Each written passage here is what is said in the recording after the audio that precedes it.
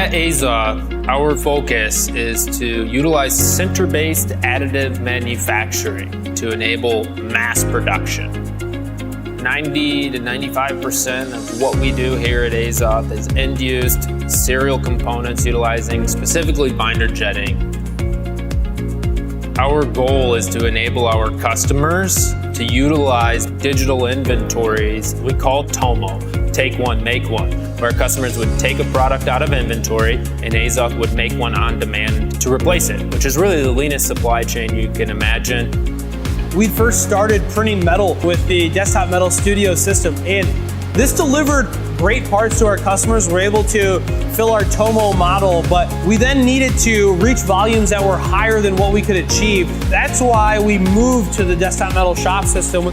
Now we could do high throughput volumes, higher service finished parts, tighter tolerance parts that we could do hundreds of a day, and then thousands of for our customers' production. What binder jetting is essentially a way to make a green part without a mold. If you section a part, you look at the metallography, we're operating to the same standards, the same mechanical properties as the metal injection molding industry. So trust starts there, because while it is a new technology, it is an old science. But when you start talking about thousands of parts per day, binder jetting is really the only technology that's capable of it. The laser-based systems are still really working on one part at a time, where we're filling up large build boxes and turning those over multiple times per day. So you'll see anywhere from a 10 to 100x part cost decrease when switching to binder jetting. Live Sinter comes into play and really helps us execute those parts that we would have otherwise told our customer, binder jetting's not great for your component. Most other technologies just don't enable you to go from product development and low volume right into serial production on the exact same piece of equipment. We wanted to have a machine that was robust, usable for a lot of geometries, but also able to be used for one-off parts and production parts.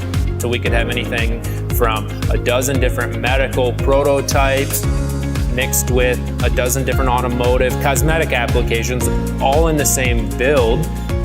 On specifically the shop system, we've done parts as big as 140 millimeters, and we've gone down to parts smaller than a penny with internal channels. Above all, what your customer cares about is that part they get today and tomorrow and in the future is the same exact part. We're able to see these results repeated across multiple geometries and multiple different partner programs. When we work with customers, our constant goal is to be able to take a blueprint, redesign it for binder jetting, and give that back to our customers before they ever make a part, so that we can set up production part approval process. And that's really Azoth's DNA when it comes to binder jetting and why many customers come to us for their serial production. I really enjoy working with Desktop Metal, the studio system, and then investing in our shop systems with them. And now the next horizon for us looking forward is getting a P50 and enabling our customers to not only make tens of thousands of parts, but to make hundreds of thousands of parts.